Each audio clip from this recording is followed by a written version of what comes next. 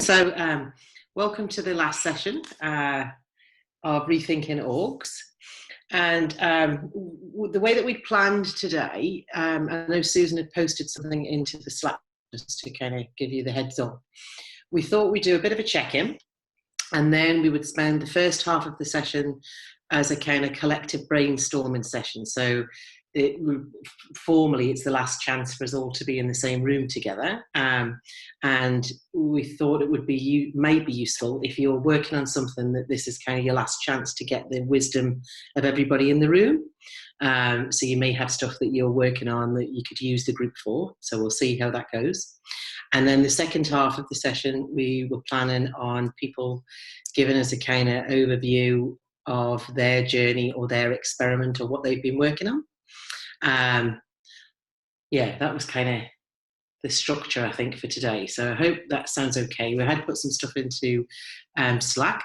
I also want to spend a bit of time at some point seeing if any of you are interested in featuring in our next version of Rethinking Orgs as example organisations or speakers. But we'll get to that. So let's do a check-in. And Susan came up with a beautiful, brilliant question for our check-in, which was, in the time that you've been connected to this group or you've been thinking about this stuff, what's been your biggest surprise here? That maybe is you, I don't know, well, I won't shape it. Yeah, so what's been your biggest surprise? So I'll give you a couple of minutes. Susan, I might call on you first because you had the heads up because it was your question. Thanks, Kate. I always get a little bit weirdly emotional on the last sessions, and I know that I'll definitely see some of you again, but not all of you. So that kind of always surprises me, but that's not my biggest surprise. I think my biggest surprise always is that wherever you are on your journey to exploring, becoming aware of the conditions in the workplace, that you as an individual have an ability to shift just by one little act or one little test is within the grasp of everyone. And for me, it's just always such a delightful surprise when people recognize that and act on it. And it's just a beautiful thing. And that's always my biggest surprise. Anybody else feeling it, or shall I just pick somebody? Just pick. Kate Lawrence. I think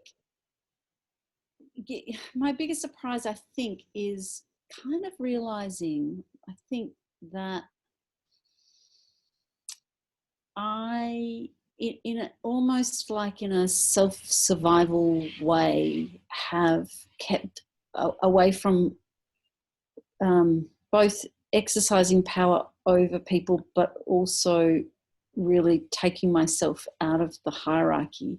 So kind of thinking that I like it never suited me, and so this whole new way of, or it's not even new, but just having this kind of whole world of possibility that I'm not weird, I'm not like anti-authoritarian or you know, fierce, really independent, or that I can cope in that environment.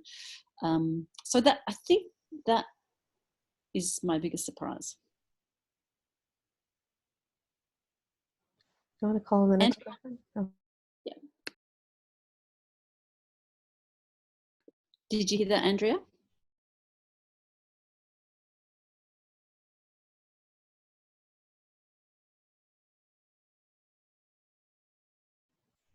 How's the volume for me talking to you? Is that really bad? Is it okay? Because I'm in a public library trying to cope with what I can. So I'm talking to my phone and watching you on the other screen. It's like I need to see your faces. What was the question? What's been a surprise? Yeah.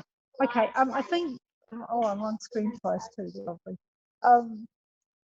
Yeah, the biggest surprise for me was how overwhelmed I felt the first few sessions. I loved learning, and I realised I didn't have enough boxes to stuff in. So I didn't expect to be overwhelmed, but I said I'd really enjoy the course. But that sort of subsided over this. Yeah, probably. Yeah.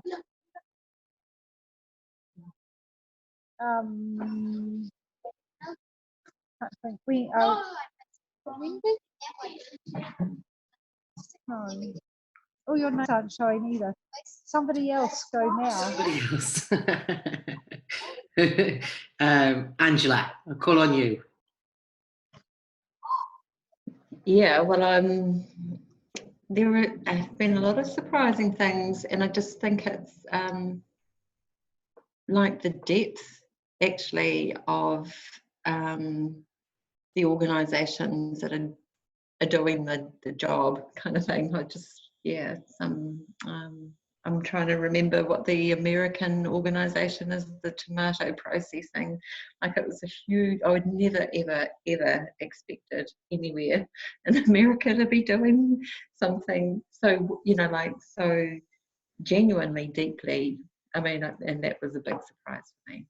I'm sorry that was a surprise to me. It's a bit ignorant, but yeah, I'll shut up now.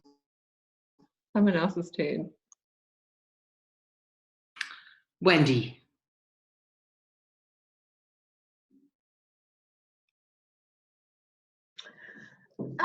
I think how bloody hard it is. You know, it's like, yeah, coming along and thinking, oh, you know, this is great, and almost thinking, yeah, by the end of it, you know, we'll be well on our way, and actually, yeah, being surprised at the journey that it's taken us on, and yeah, the reflection and place that we have arrived at is surprising from what I originally anticipated. So Ruth might be able to add to that. Yeah, I think that surprised me as well. I think the response to the experiment we did, I think, was not huge response from staff, and I think that surprised me because we thought it was such a great innovative, you know, release of empowerment, and but then I guess also surprised me how difficult it is to explain some of these concepts or put it really out there for other people to design. I think is what's also surprised me how hard that actually is to generate momentum when there's not a lot of push. Yeah. Nick? I think what surprised me most is how much I've liked this.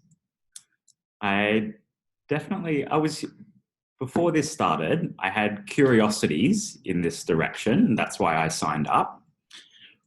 But I guess I've been surprised at myself as to how much I've enjoyed not just the sessions, but the experimentation and doing this type of work.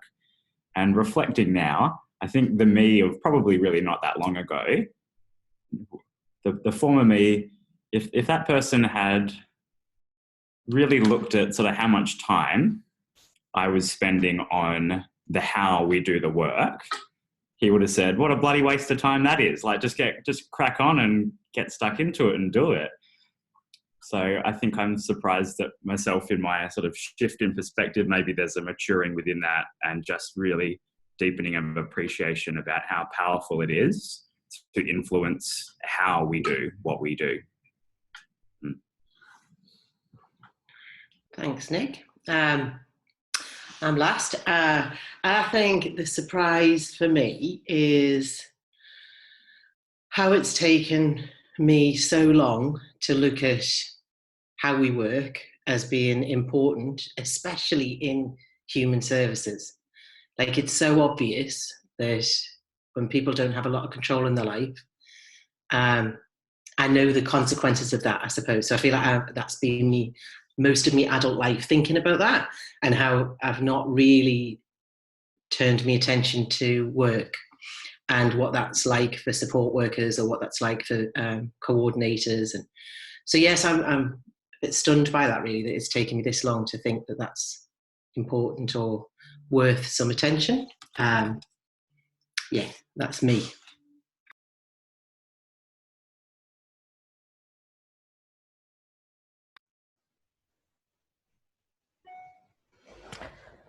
So, Kate and I just thought that as there are going to be a few other people joining as the time goes by, that we'd flip-flop our agenda and give some time to talk about the experiments first, if that's okay with everybody.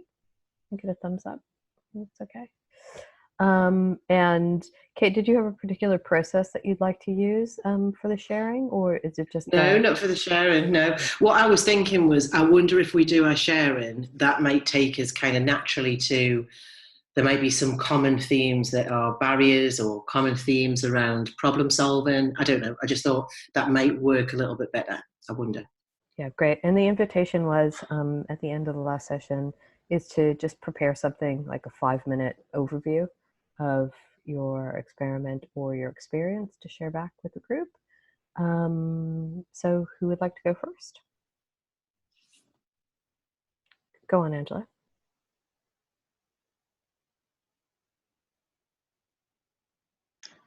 I'm doing this in a vulnerable way because I think I might have got the brief a little bit wrong.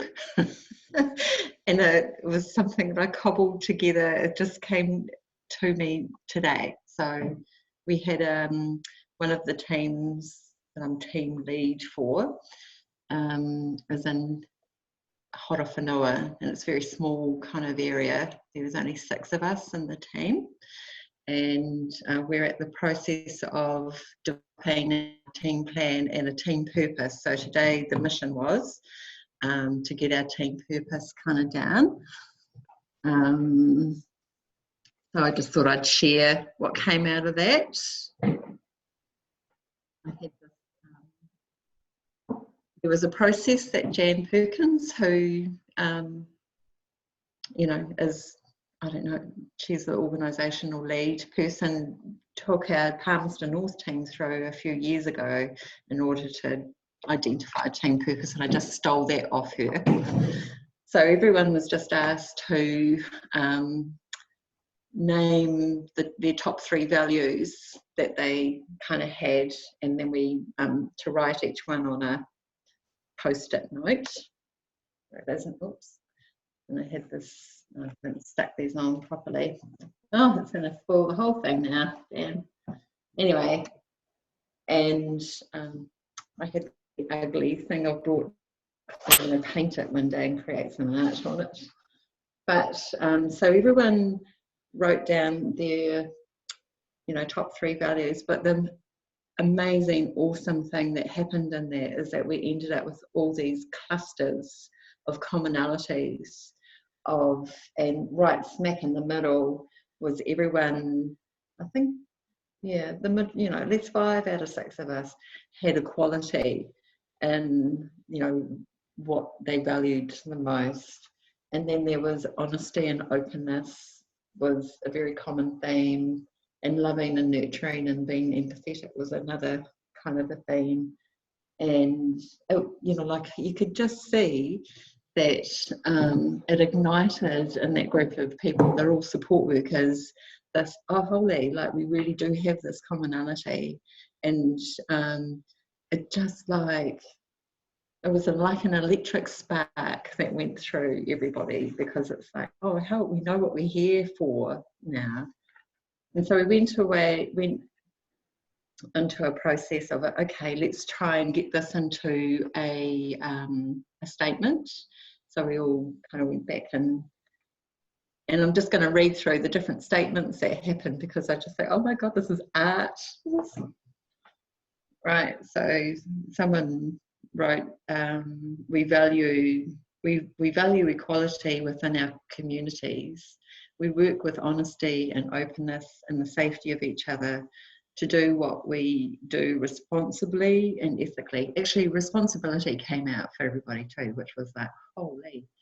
Our work is empowered by learning and sharing together. And then the next person came up with taking on the responsibility to be empathetic, but also to challenge ourselves and people we support to try new things and learn and develop, share ideas and experiences. The next person, and I kind of felt for her, she goes, oh, mine's really clinical, because everyone had started getting a little bit arty, to support people to live an autonomous life in a way they choose, to support them to find a voice, to express how they feel in order to facilitate change when society is presenting barriers to that life. This person here, she did this because we started talking about it, maybe should we make our team purpose a haiku? And she goes, mahi with rich love. Mahi means work in Māori, learning, embracing, sharing. I just like, she might be the winner of the competition. And it was, she created this little model of a pie, you know, and that was, she was talking about, well, you know, the organisation needs us to do a good work so we survive as an organisation, and our clients, you know, we want them to be living really good lives, and then us, we want to be valued, and, you know, in the picture as well. So, and this last bit here, we've got ourselves a little emblem, a team emblem. Thank you very much. Bye. So that was, it was exciting, and after we'd sort of done our work and we were saying our goodbyes to each other, it was just like so, you know, like everybody was vitalised by like, oh yeah, this is our purpose and why we're together, and yeah, it was nice. Thank you. I love that so much. It's so frequently I've seen in organizations like, oh, well, we just do that at the organizational level, but there's such power in doing it with your team as well. Thanks for sharing that, Angela. It took my thinking, Angela. I've just done some work last week with the team, and I was working with the team around thinking about self-management, not necessarily becoming self-managed, but and I was working with them to develop a team agreement, and that starts with a team purpose. And it was really interesting because the manager was saying, no, like almost saying, no, we've got our purpose, it's in our contract, and was kind of really insistent, you know, pulling it out and saying to deliver these services. I think it was something around respite or something, to deliver this service because it offers a short break or something for people and families.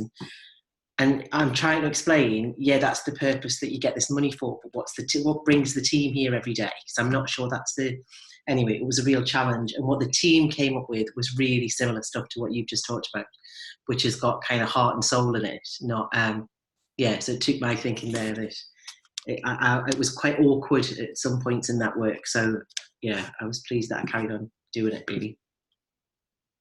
Any other thoughts? Anybody want to offer anything, Angela?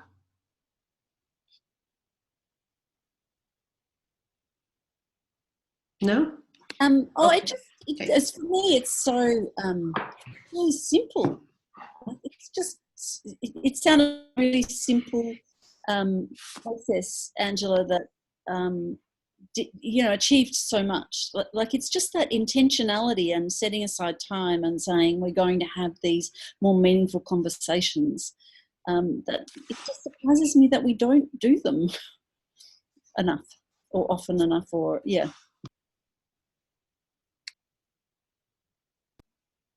Nick?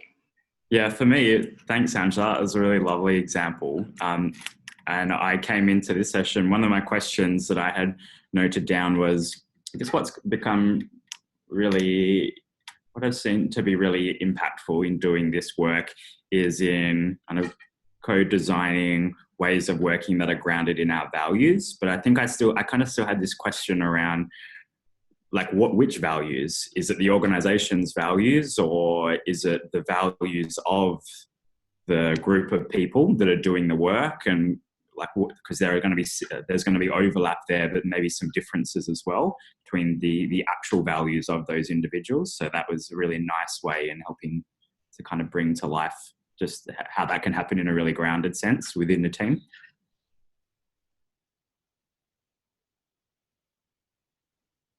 Okay. Anybody willing to go next?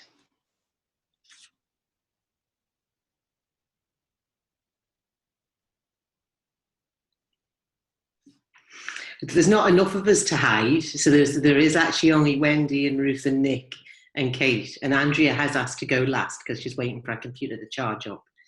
So I could call on you. So Kate, is this Kate. the 5-minute summary, or is this? Oh, someone else can go. Nick, go. Yeah, I can go. I've like nerded out massive and prepared something. So yeah, happy to. Do you mind if I do a screen share so I can show you some pictures and stuff? Cool.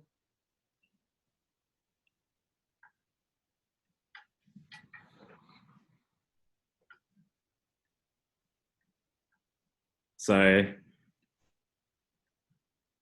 this was just a little bit of an in-joke for us, because we kind of had a team meeting in the context of us doing this work where someone ordered these amazing donuts, but the number of donuts did not equal the number of people. And yeah, hilarious kind of play out of working on decision making in the context of who gets which donut and how do we make that decision.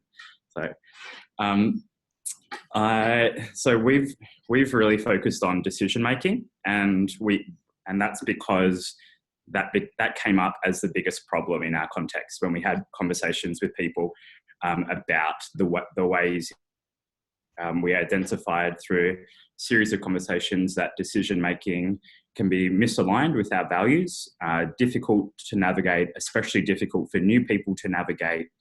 It can undermine the opportunity for people who are doing the work to have that authority for making decisions. And just the theme of difficulty came up a lot in conversations about decision making. So I guess for us, this kind of moment of awareness was triggered when we realized that actually our approach to decision making had never, much like other ways of working, had never been designed with intention. So this became very much about how might we design an approach to decision making intentionally. Aspects of that were also around visibility and clarity for the processes that guide decision making, because we didn't feel that the ways in which decision making was happening were always with our values or ways of working that people didn't appreciate, but often they were just really implicit, and that made it particularly difficult for new team members to navigate. So we identified that our goal was to create a decision-making framework aligned with our values that gave real clarity on what these processes were for making decisions. And this is kind of what the process looked like. This looks really nice and ordered and organized and linear, but it totally wasn't, of course. But it helped me to frame up the different ways in which this work emerged by thinking about how we've used lots of design thinking to help us in moving forward with our approach. This kind of collective engagement was really sort of throughout this process of having lots of conversations with people, conversations with board members, with employees. There was some surveying, observation, reflecting on the ways in which we do make decisions to try to raise our collective awareness in how we're currently going about making that happen. We kind of considered that a lot of the content that we've accessed through this program has been sort of part of that inspiration phase. So it's helped us to imagine different possibilities and we've kind of we took that further into like reading articles and books about decision making, so that we could learn about what that looks like in different contexts. But our approach was, well, the way that we wanted to approach this was designing an approach together that was really grounded in our values and it was effectively like culturally consistent in our context. So we weren't so keen to just pick up like a decision-making framework from somewhere else. We were keen to say we can draw inspiration from them, and we can use that to start conversations that generate ideas about what might work in our context. So then we kind of moved on to like a prototyping phase from that. So this was our prototype, like our hand-drawn sort of decision-making authority model, where we looked at different types of decision-making processes for different purposes and in different contexts. Some instances in which the authority rests with the individual, some instances in which that authority rests with the group. And then, as you can see at that second level up from the bottom, that's where we've kind of felt that the advice process, which came up through our kind of learnings, was a nice fit. But beyond that, we felt that there were certain types of decisions that we actually do a really good job of making as a group, and probably in a more consent-based way of making those decisions. So a couple of us sort of, I guess, created this prototype, and then we had a bit of a go at working in having different teams categorize different types of common decisions as to where they felt they would fit within this decision authority hierarchy. And then teams had to go looking at where other teams had placed those and either kind of noting their agreement, disagreement, to see if that could help us to tease out where certain types of decisions fit within this sort of framework.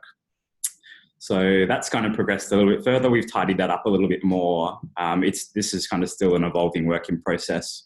One of the really important things that came out of that testing was this idea of having some sort of a guiding questions document that people could use to give greater clarity around the parameters that we were all working within, what these sort of non-negotiables were, but also to frame those in a way that helped people to effectively develop in their capacity for decision making by thinking through a decision through all of these different factors that matter in terms of our purpose, our values, like what does our strategy say, looking at our brand, looking at the scope of that piece of work, looking at the financial aspects to that, looking at managing risk, looking at the development of people within whatever that piece of work is that's happening. So what's been really lovely is how team members have commented on how some of the flow-on effects of that have been that they feel more powerful in decision-making in their own life, that it's helping them to think about, in the context of this decision that I'm making about the wedding that I'm organising, like who's involved in that process? How are we going about making that decision? What are these kind of important parameters to consider? And how that's really elevated confidence in decision making. So this has kind of led to, I guess, more discussions about, further work that will evolve for this around the conditions that support good decision making. Confidence continues to arise as a really strong theme for people. It's leading to some work around peer-to-peer support and some testing of different ways of doing that. We're also kind of keen to consider how do we make this easier for new employees as well. So my kind of quick little run through of sort of key insights, learnings. What's useful to comment on here? I think that this is I think Kate in a previous session made a comment about the emperor's new clothes sort of thing aspect of this work. And that resonates really strongly for me. I think that continues to happen around just raising our awareness about the tension between our values and our ways of working. Finding what's the end of that thread, and then how can we start to unpick that a little bit. So for us, the end of this thread was the way in which we make decisions, but the pulling on that thread then leads to identifying that we can't just look at that in isolation. Once we've done some work around that, that's leading to some more work around support and development, leads to some more work around transparency and access to systems, leads to some more work around the board and how governance is functioning within our context. It's just the interrelatedness of all these different ways that the organisation functions. But we really just had to start by kind of picking up on the end of the thread that felt most poignant for us and starting to unravel from that. Katie had a really nice way of this whole how we clarify the problem and doing that from multiple perspectives. So she just drew this little simple picture of like a box and like an arrow from this perspective and an arrow from this perspective. So if I'm looking at the problem and I'm this little arrow here, that's my view of the problem. And it's probably going to be different from someone who's looking at it just here, but we need to kind of make sure that we gain all of those different perspectives on that problem and actually value the time to clarify that problem collectively so that we have collectively agreed upon effectively our problem statement, and then we can move forward together in a really united way to design with intention, draw inspiration from design thinking and the design process to look at the different ways in which we can create these different ways of working, whilst also kind of allowing things to emerge, knowing that that process isn't linear, it's pretty ambiguous at points, can be really difficult for people to engage in those conversations and just really confusing. But that we really seemed to kind of hit a different wind when we got into more of the prototyping stage of things. I'll probably chewed up more than enough of my time, but yeah, that's it from me. I had to show you this one too. This was we had a little shot of one of the teams when we were doing one of these workshops. It was Katie's suggestion for us to pose regal style. So this came up. Had to throw this in for you. It looks more like an album cover, like a moody album cover. Yeah, they were in our Slack thread. That is actually how the conversation evolved to people discussing what the album title would be, Susan. I think awkward. The awkward hierarchies? Is that what it is? Awkward hierarchies. Awkward hierarchy. I think that's a great name for a band as well. The Awkward Hierarchies. Wow, that was of all the organizations I've worked with, Nick, I think this is the first one that has actually considered decision making to the extent of creating your own version for your organization. That's huge, and I'm just like super blown away. The question I had for you is, have you started to track which kind of decisions you're making that are fitting into each of the categories? Because I think that'd be really super interesting. We're still in the very early stages of doing that. So after the sort of the testing exercises, we documented all of that and kind of gave everybody that visibility over where certain types of decisions sort of sat within that. It would be interesting to take that a step further and do some analysis around what are the themes that are coming up in those decision types that are being categorized in each of those different ways. But we're still, it's kind of still in the works. An observation I've got, Nick, is that's probably the first time I've seen a framework pay attention to the context. So we use the advice process at Avivo, and that is fine. It's good, it's helpful, but it also does depend on the context. So I love that kind of, if you're on your own or you're flying solo, I think you heard, then that is different to if it's a team decision. Team decision, there are team decisions. That's just that the advice process doesn't really help in that context. And then if it's, I think there's something about one process doesn't work. I think that's been my experience so far. It doesn't always work. So that kind of context stuff is really helpful. I was writing notes thinking that is really helpful. We need to think about that because it does depend on the context. So thank you for that. I kind of had a little sort of moment of thought around that, even when I was thinking about how to present that information, that if you think about working in a culturally appropriate or a culturally humble way, then to me, often what that's having a really deep appreciation for the culture of that context and the people and those values, and not wanting to kind of take something from a different context and try to force it to fit in that context. It's really having that deep appreciation and respect for the people, the values, the culture of that context. So that really kind of surfaced as so important to us in doing this work. Angela? I just have a question about open source, you know, what's the word, trademarky kind of thing, because actually I just want to take that model and steal it, and because it kind of addresses, I think, what we're all struggling with within our organisation is like the self-managing thing. Like, where do the power of decision making actually rest? You know, because there are some things that people like could choose to be doing within their teams and things like that that will maybe, you know, kind of bankrupt us if we've all got that level of autonomy happening. So I just love the recognition that there are some things that do need to sort of like go higher up the ladder, not higher up the ladder, but higher level decisions that need to be made that impact on the organisation. Yeah.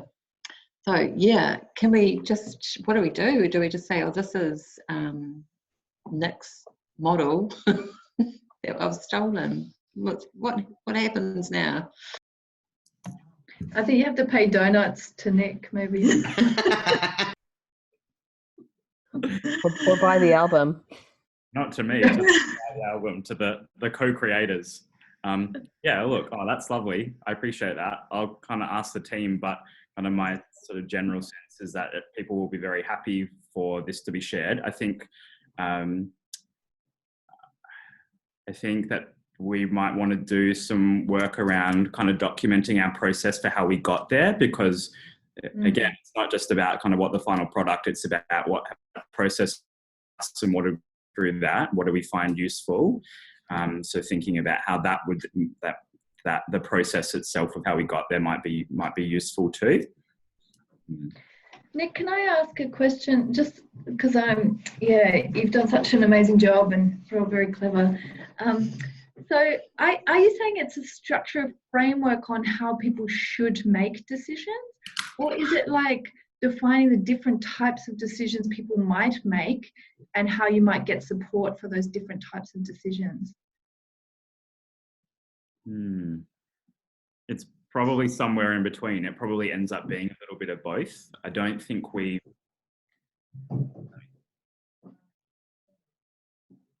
it's probably appreciating that there are certain types of decisions that we collectively have agreed do need to be made in a certain way, and where authority does need to sit in at a certain level, but that we can't kind of expect to be at this exhaustive list of all decisions within that to start with. So we're thinking it'll probably just be this kind of collectively evolving piece as to, you know, as we're doing new types of work, new decisions are being made for the first time. So then how is the group kind of classifying what type of decision is that, and therefore where would that fit within this model for us, and then therefore what would that process be like, who would be involved, where would authority sit?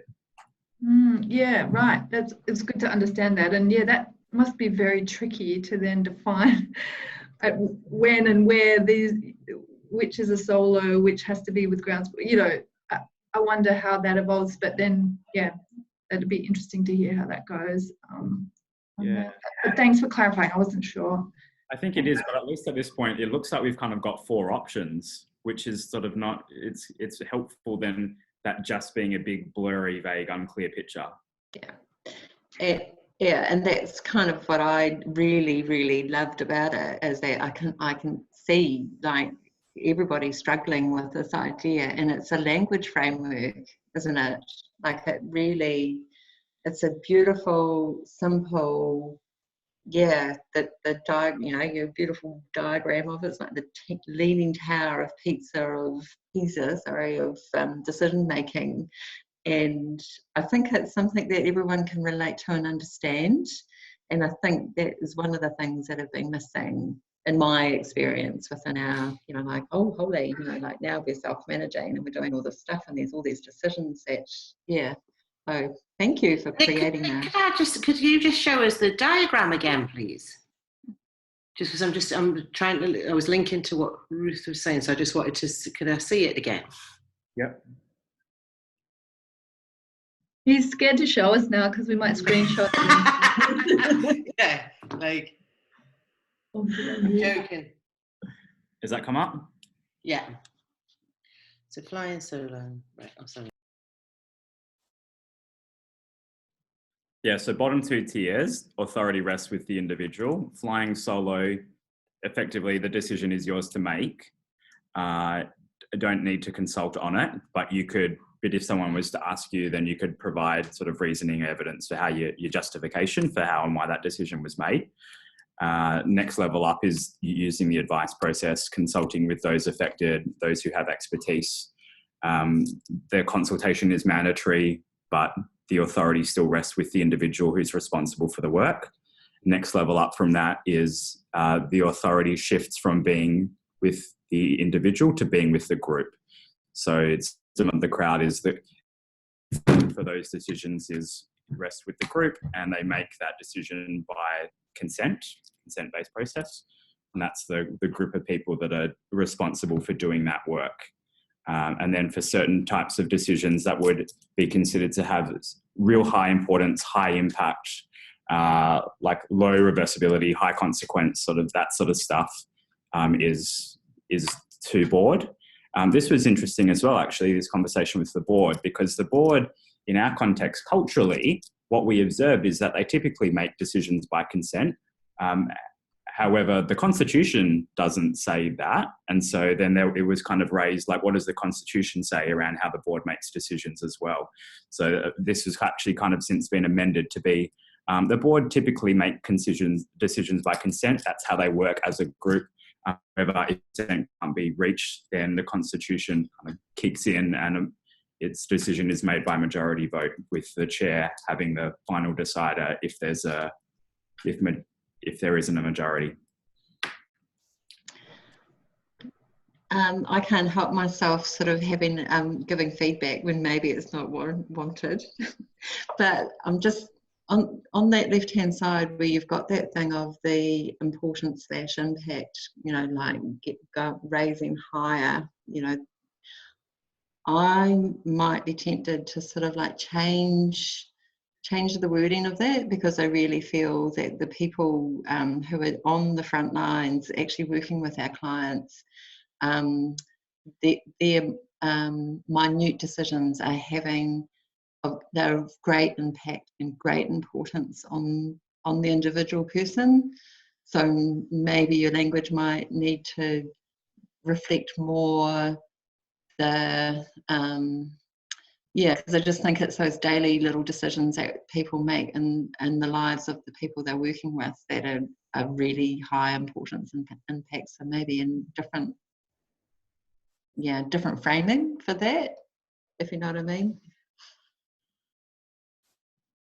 Yeah, it's an interesting reflection. Thank you.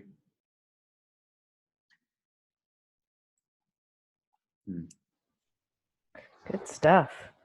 I think, can I just add another little comment on that? I think this is where I really want to emphasize how useful prototyping has been, because that's what this is, right? Like, a prototype is then something that we can all look at. We can create super quickly, easily, in the sense of actually putting it together. And it gives us something that's much more concrete and tangible that we can then have this kind of group conversation about, to be critiquing, to be testing, to be playing with and modifying to move forward from that.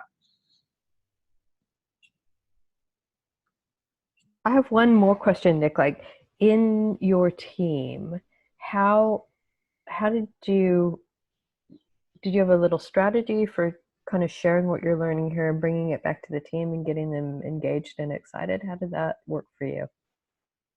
I missed that. Sorry, Susan. What was the question? So how did you how did you first invite this or bring this back into your team?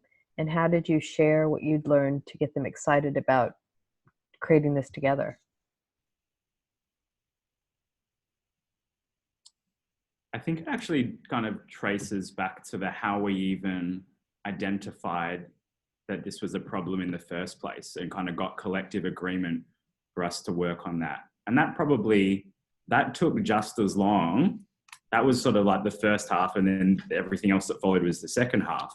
So we probably didn't really have a lot to show for our work in that period of time, but everything else just moved so much quicker because we were united in our belief that we had a problem. We were united in our perspective of what that problem was.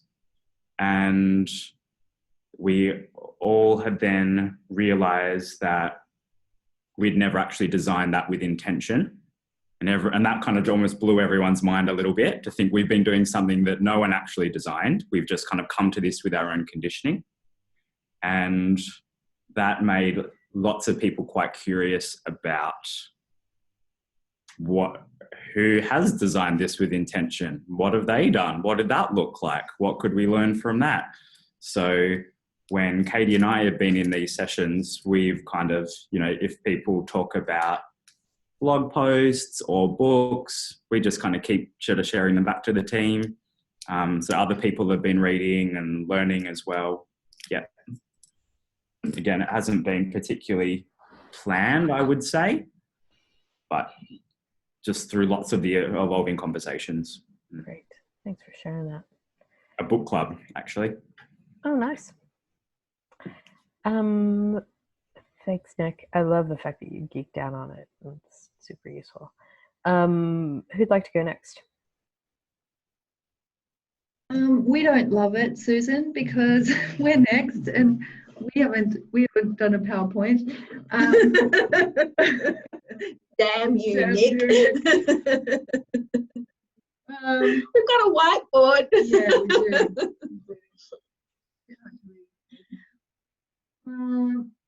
Sorry, so should we update on where we're at, or are we on our experiment? Sorry, or are we looking just reflections? Or Sorry, yeah, I mean, is there any more that anybody wants to share with Nick? Otherwise, it'd be great if you dug into your update, I think. Ruth and Wendy. Yeah, then maybe we describe what we did, and then we can talk about our experiments. Yes. So in terms of what we did was, did we mention that we did a canvas for our staff based on the Corporate Rebels 8 principles, but we reduced them to 4 and we adjusted them slightly. Well, we selected the ones that were most appropriate for the not-for-profit, obviously, sector as well, and then adjusted them just a little bit so that they were sort of more relevant to Holdsworth. And yeah, look, the initial session we had, so initially we had an all-staff workshop where we talked about Frederick Laloux's theories around the evolution of organisations, and we actually had Helen's speech on well-being teams. We had that up on YouTube, and we started this discussion that there could be a different way to do things, and we wanted to start exploring that. And put it very openly that it was an opportunity for staff to really do things differently if that's what they wanted. So we got the canvas, we shared the canvas. The first time we shared it, we really workshopped each element to try and really unpack what it meant so that, hopefully that there would be more discussion around it so that people could really consider it and think about it. And then we just really flowed on conversation through team meetings and through our Slack channels. And yeah, we got very little take up on any attraction to any one of the 4. And it was really interesting because some of the conversations were really fascinating around people's attitude to people working however they wanted, like where they wanted, when they wanted. Some people were really frightened by that. Some people really latched onto certain things like working from home. And yeah, but so a few things we sort of realised from that was there didn't seem to be a real burning platform. I think I spoke to some of you in small groups about it. We're in an okay place. Things are going well. We've always had a pretty open culture. We're small. We have group programs, so that's the other thing. We don't have as many staff working one-on-one in the community, so we have a sort of different structure. So structurally, people found that really hard to imagine how they might be in a self-managed team, because different staff work on different group programs, because we just don't have the scale to have them all with one group of community members. So we found it really hard to engage people. The specific conversations we then ended up having with one group, Nick, thanks to discussions with you, was a bit around, well, what's the problem? What's the issue that we need to solve? Is there an issue? Like, what could you, if there's something holding you back from working in an absolutely ideal way, what is it? And we're like, oh, no, nothing. We're fine. We're really fine. So that's where we got to. We also had a discussion at management level that we would change how we work and look at being more in a more coaching mindset.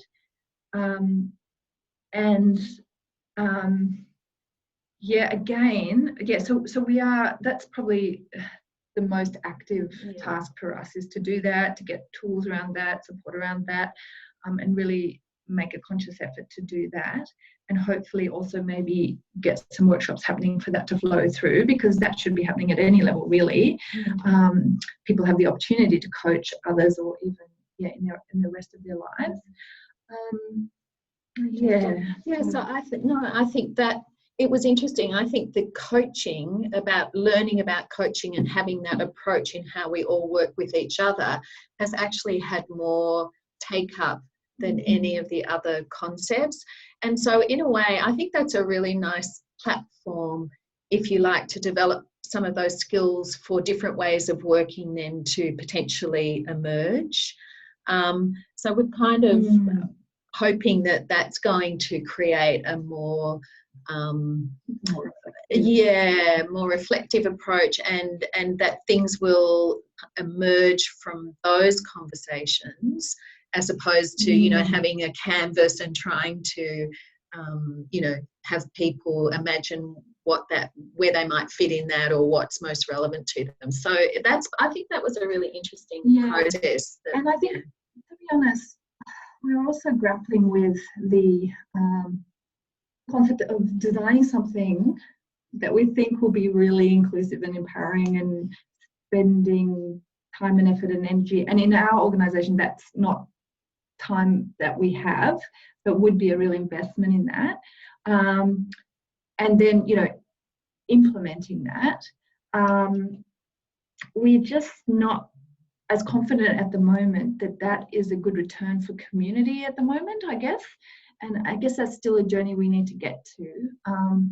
But I guess we realise, and we're coming into the reflections of this course and all the fabulous information we've heard and shared. But it doesn't just happen. You need to actually put that design and thought into it.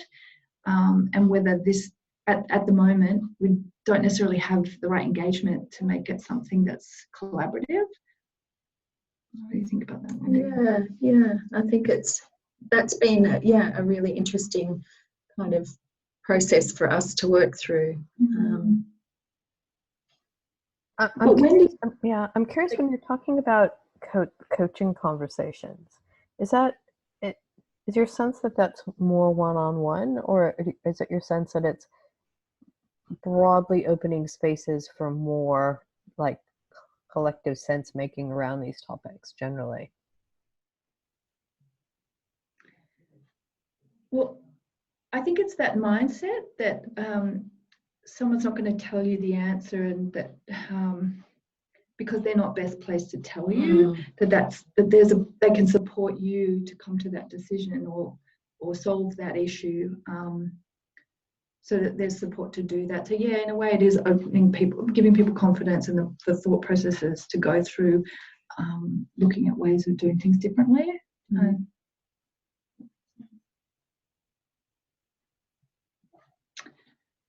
Can I ask, you said that you started with 4 themes, not the 8. What were the 4? Yeah, I can tell. Oh, I couldn't really get it. Oh, do you want to bring it up on here? Yeah. Well, we could share screen as well, could we? Yeah, you can. Hang on. So it's down the bottom of the toolbar. So it's the bottom toolbar. It should have a share button. You got, yeah.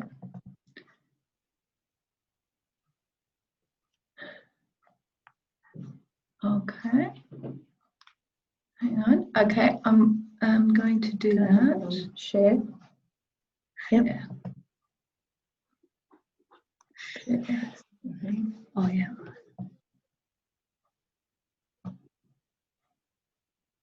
So can you see that? Yeah. Yep. So basically move from rules and procedures to values, trust and purpose. The second was move from traditional hierarchy to network of teams. The third, move from top-down to team decision-making, a very similar sort of theme really. And then move from need to know to complete transparency. Yeah. That's helpful. The other place that took my thinking is really helpful actually. When I've used the canvas, sometimes it hasn't been in context. So people are just, I don't know what this means for us in this. So I really like that. I really like it. I think it's a really good example of how you can get people to think. Yeah. Yeah, we tried to describe it a bit, but that's exactly right, Kate. And that's where we thought if we can have some really good conversations about it to really unpack it, what does that actually mean for us? That'd be great. But there wasn't a lot of engagement, to be honest. Who's the guy? The famous quote, the guy who invented the car. And that I'll get the quote wrong, but that Henry Ford. Henry Ford. So that quote is something around, if I'd asked people what they'd wanted, they would have said faster horses. Yeah. There's something, I don't know why, when you were talking about the kind of engagement and connection, it really resonates. And I'm not saying that people don't know their own answers, but I do. There's something about, and I think coaching kind of gets you close to it. So we know what we know, and so I think it's a great idea around showing Helen or showing other examples, because that's probably one of the things. Actually, Kate, Lawrence and I, we talked about this week. One of the things that Birdsong did for me was show me an operating model. So it wasn't necessarily about Birdsong. It was kind of it can look like that. Yeah.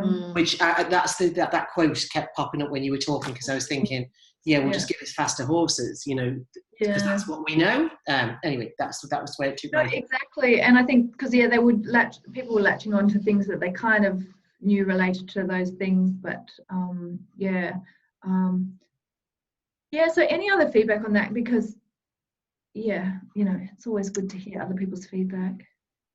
Can you guys hear me okay? Yeah.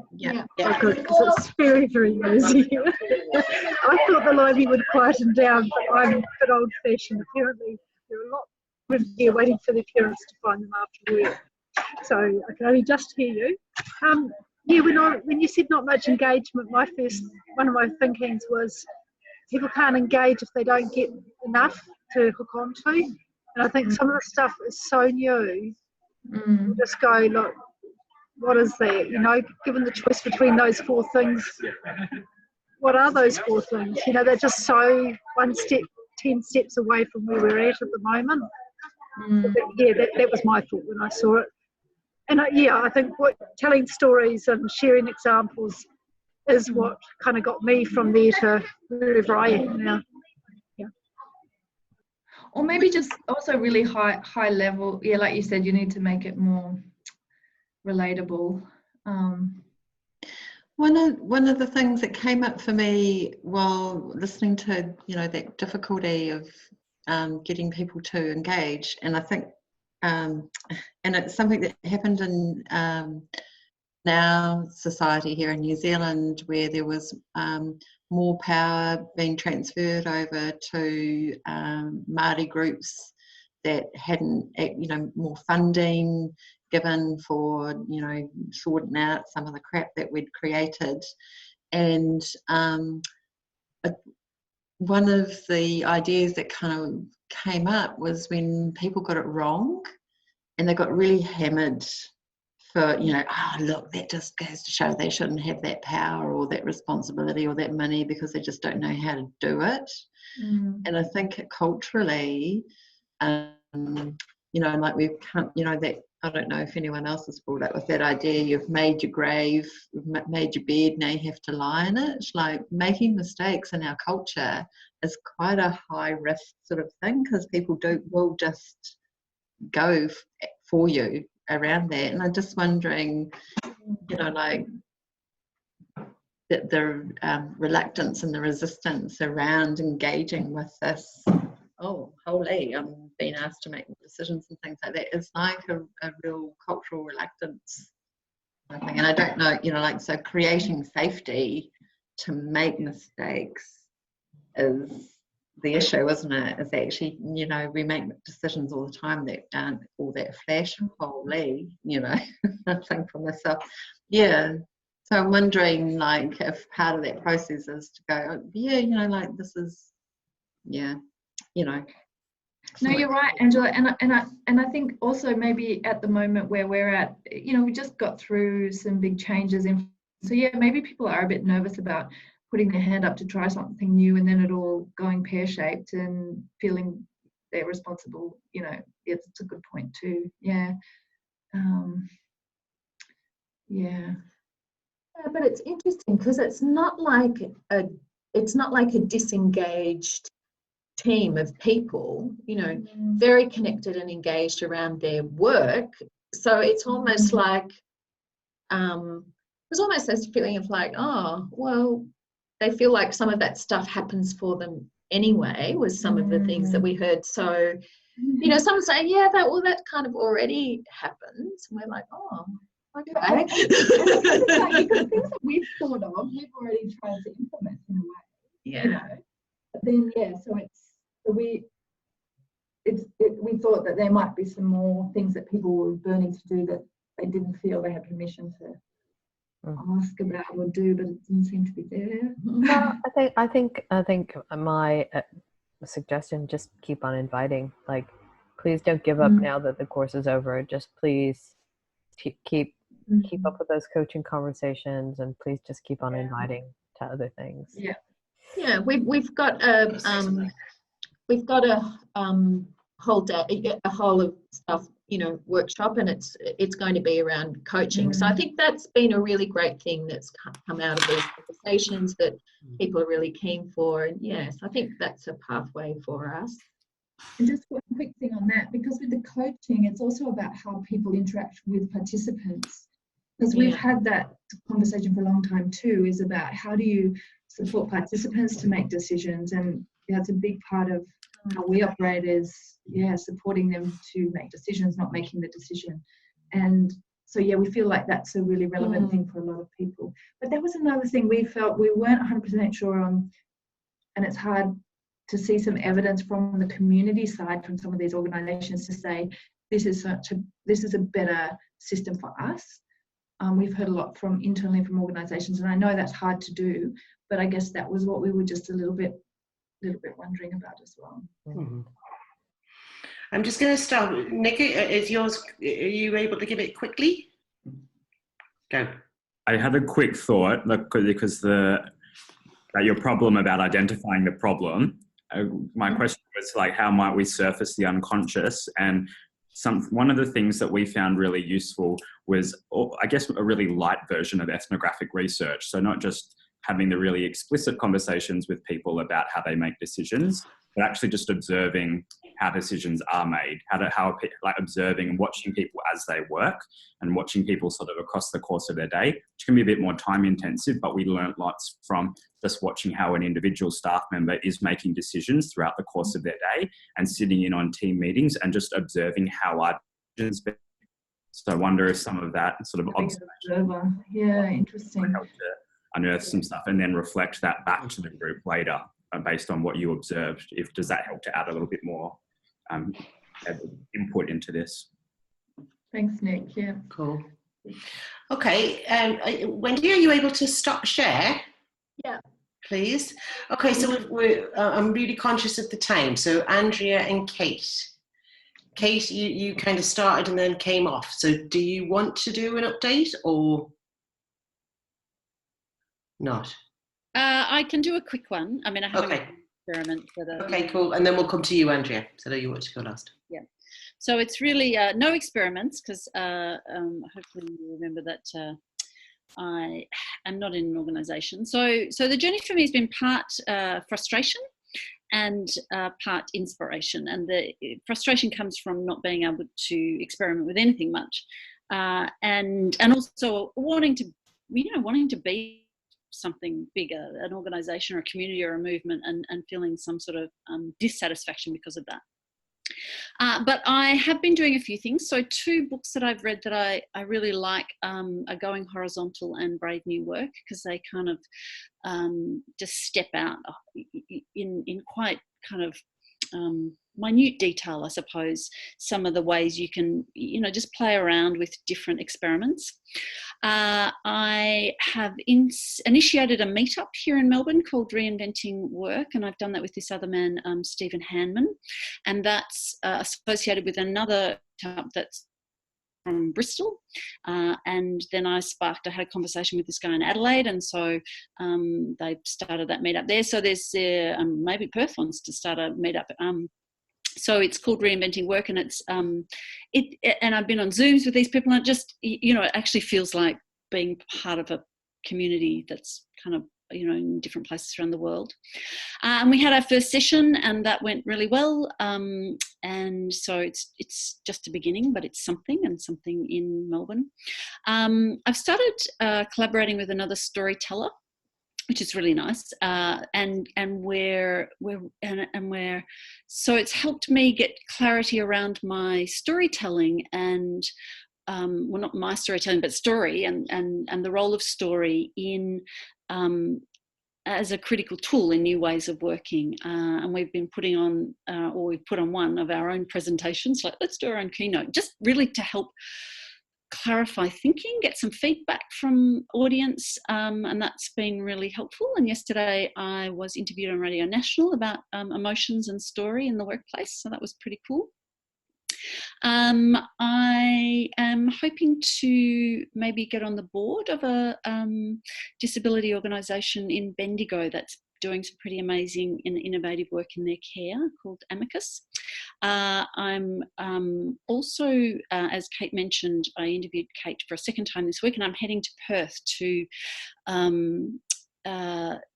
get to know Avivo, and I'm really excited because I've got the opportunity to audio record their journey, or at least the first part of it, and with the view to making it into a podcast, which is me at my kind of learning edge, but really excited and loving, interviewing and discussing and just learning about how Avivo's gone about it, and thinking how storytelling, because just that last example,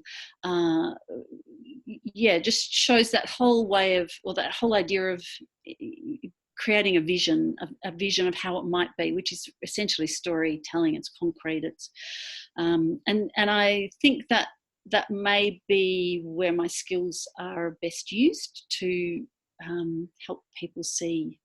So I'm starting to think about stories, even, telling the emperor's new clothes, or I'm thinking about Animal Farm. It's like Animal Farm actually doesn't just apply to Russia, really. It's us. We've still got the everybody's equal, but some are more equal than others. That's essentially what our hierarchies do to us.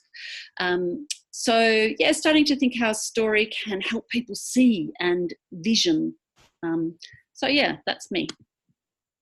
Oh, and it's given me, just doing the course, it's given me a lot of confidence. I'm going to kind of somehow manage to say it in one word. I've got this, or I did this, or I've got a certificate, or I just somehow show my credentials as thinking about this stuff. Anyway, that's by the by.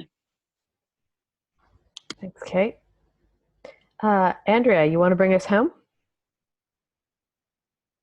Okay, hopefully, how's the sound, all right? Yeah, all nodding? Okay. All the kids left. The kids left. Just hopefully they won't ask me to leave now. I'm now the noisy element. Okay, so I had a plan and it didn't work, so that's good. So you're getting the cobbled plan. So I've been drawing, this is my screen, my PowerPoint. I've been drawing up, is that round the right way for you guys? Okay, because that's back to front for me now. I've just tried to capture some of the key things out of some of the talks that impressed on me. So this one was about taking seriously commitments, making them and keeping them, which for me feels like a key part if we're going to do self-managing, that we have to be able to have confidence in each other and also an adult way to interact when things aren't working. And perhaps I feel we've been struggling to find our adult way to do that, Angela, at times. Not you and I, our organisation. So that one was a standout for me. Another one... Andrea, yeah. I'll own that I'm still kindergarten level. Oh, but we're having so much fun in the sandpit, throwing sand and all that. The other one, and it's not really fair to see, just need to see the pretty blue and the curvy thing I made. So that's the main part of that one. It's around supportive leadership and trying to capture all the things I heard anyway when there was a talk about that. And I guess challenging myself with that. We've got the ongoing opportunity at the moment. We've had a working group on a particular project that I'm really excited about. And I've just got the chance to start up a second working group, but it's got new members. And I thought, how are we going to bring in our new members, welcome them for what they bring, and at the same time hold on to what we valued from our first working party. And so we just did that on Monday. And now I'm not going to screen share. I'm just going to hope I can find it. Oh, there we go. I was just going to read you some of the things that came out of it. What we put up was our previous CAWA, our values from our first working group. And when we advertised it, we said, these are important to us. We would like you to add to them. But if you join us, realise that we've valued this way of working. So we had enthusiasm, hard work, fun, people keeping commitments they make, sharing different ideas, trying new things, working at a pace that suits most people most of the time. And yeah, the first 12 weeks we had a lot of chance to work on that. So really being safe enough to say what you've just been talking about, you've left me behind, or can we talk about it differently, I'm not quite with it, and just being able to say that. Yeah, and working through decisions carefully. So when this group came, these were half new, half old on Monday. I thought, how do we do this that we're not imposing on them what we thought was important, and let them have a chance to put in their own time. So we just restarted like we did the first time, and to tell us something about themselves that they know already about themselves when they're working in a group, what they need, what irks them in a group from other groups, what's really bothered them, because I think that's really rich to think, well, if that's what irks us, then we will try and do it oppositely. So we came up with a really neat list, and I was just amazed after the hour, that was 9 people that we got so much put in place so quickly with each other. And that when we did the round at the end, that's what they kind of were saying, like, wow, how did we do that all together just like that? So it's only a draft, and we're thinking about it. We found out that we're at least half reflectors in that group. So the reflectors are no doubt busily reflecting this week. But a few things we had that came up was time to process and reflect and not feel rushed. So we've made a 2-hour meeting instead of a 1-hour meeting, just as a response to that, which feels quite radical. A vehicle to collect the reflectors' valued afterthoughts, and we found out a way we could share that so they can pop them in as they go over the next 2 weeks, and they don't get lost. Because they said they're really good at having afterthoughts, really good at writing them down, and then really good at losing the notes and feeling frustrated when they come back. clarity and clear directions and frameworks, visual resources, being intentionally careful when we offer our honest reactions or responses or questions, that we all are going to take care about those. So there's a whole lot there, but the last one, we decided we're collectively responsible whether to make our working group work. And I just really liked that. I liked that we all had a sense that this is now ours. And it was kind of, the last thing that was interesting was 3 people hadn't been in any kind of self-managing, and they felt very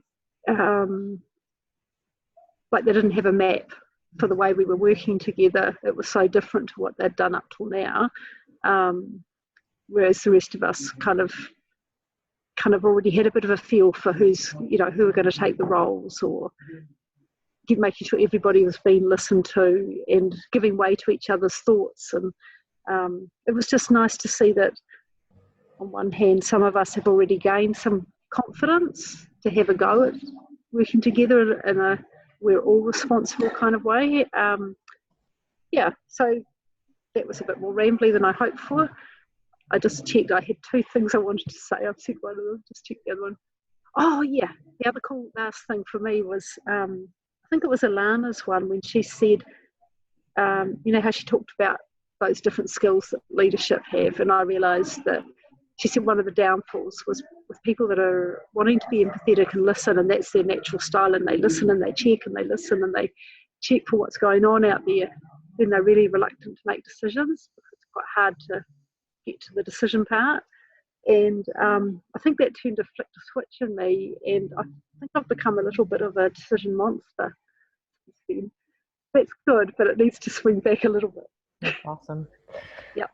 Thanks, Andrea. And the thing that sticks for me there is that I think I'm not surprised at all that you spent time together and it flowed really nicely, because you've been practicing for a year and a half, right? And so I guess that would just be my invitation to those of you who haven't quite been yet practicing yet. Just keep going. It does eventually get easier, and then it gets harder again, then it gets easier. all of those things. So thank you so much for your reflections. So much richness here.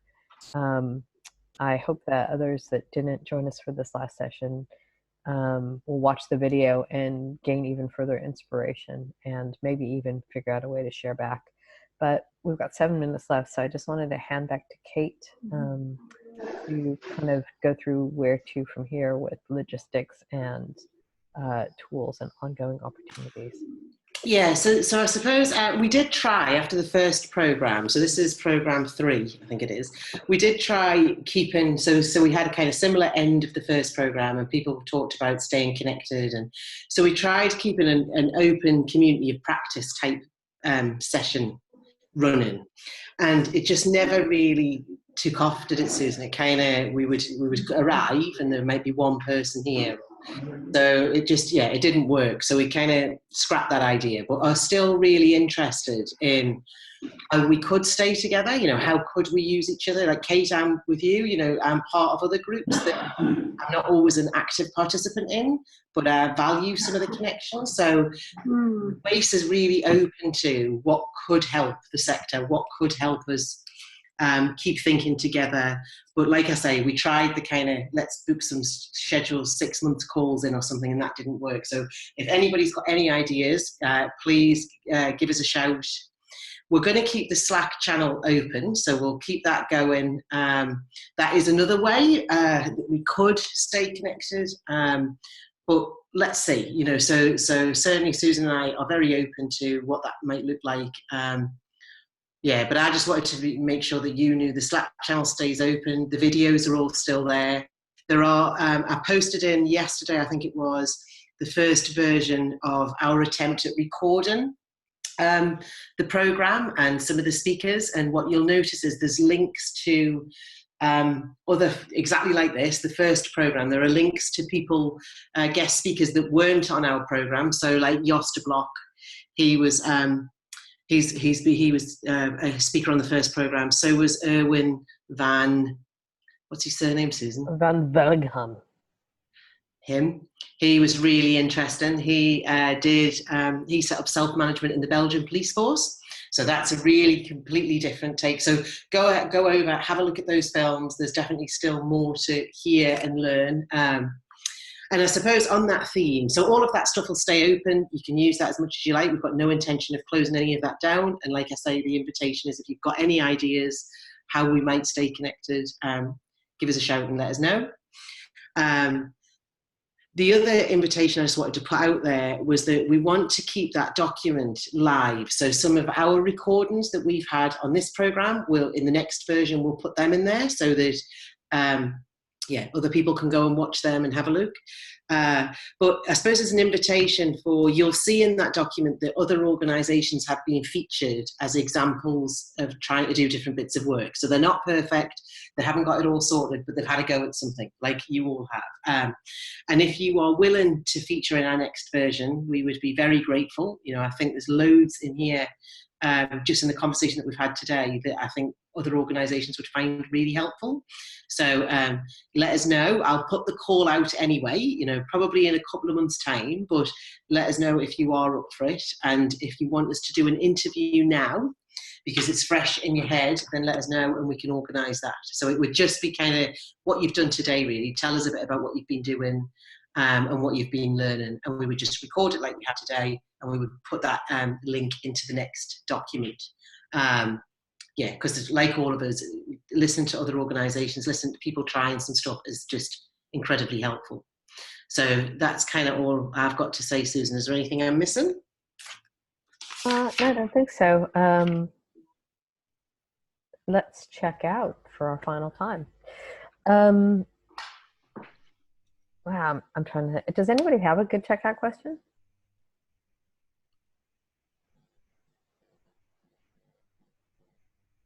Or a checkout question? I've got one. How am I going to stay connected to this thinking? Because that's a good intention for me leaving this program. Why don't you go also, first? how are we going to stay connected to the thinking? You want to go first, Kate? Yeah. So my intention is to put my thinking, thoughts, learning back channel. And I'm going to try to do that at least once every 2 weeks. So there's a couple of books, Andrea, that I was thinking you might really like. That's going to be my first thing I'll do when you were talking. So that's my intent. Sorry, that's me. I'll call on Angela. Thank you. Before anything else, Susan and Kate, thank you so much. I mean, you are brilliant, and I am in awe of what you, like how you've got the whole thing in your hearts and minds aligned. It's great. Thank you so much. Very humbling experience. I will be tuning into that Slack channel definitely for certain. And but this morning with that team up in the ROfinua, I think it will be very easy for me to stay connected because they have been ignited, and so I feel kind of responsible for, I don't know, being the goddess Hestia and keeping that flame going.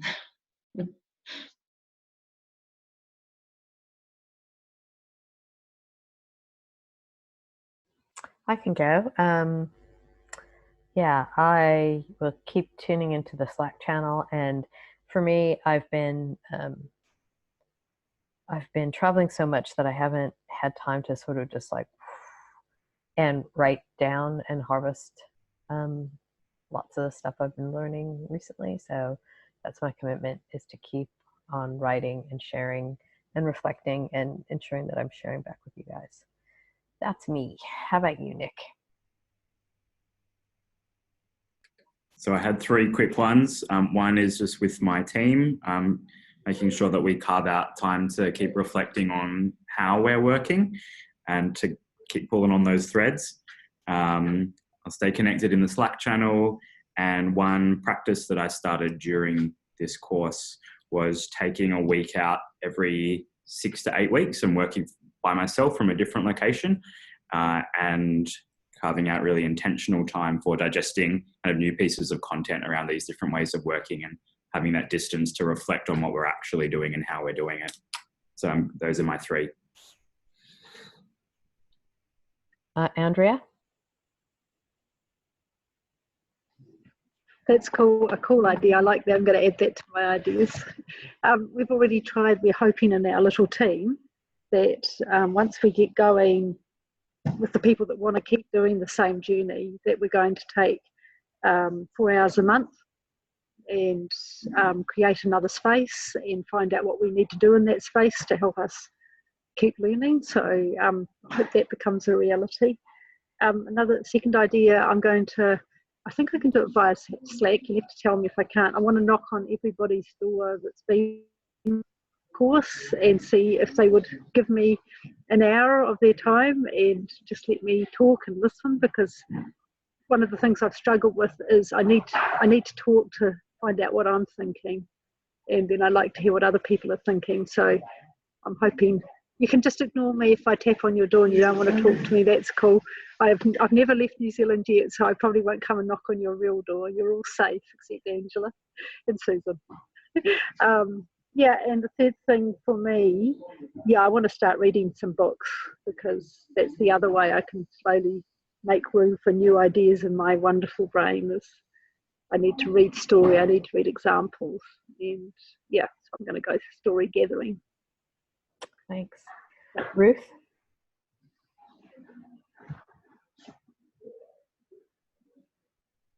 Thanks. Yes, I will also really stay connected with this Slack channel, and it's the same issue as I'm really enjoying the readings, and I'll be looking out for more readings and more resources and share them when I can.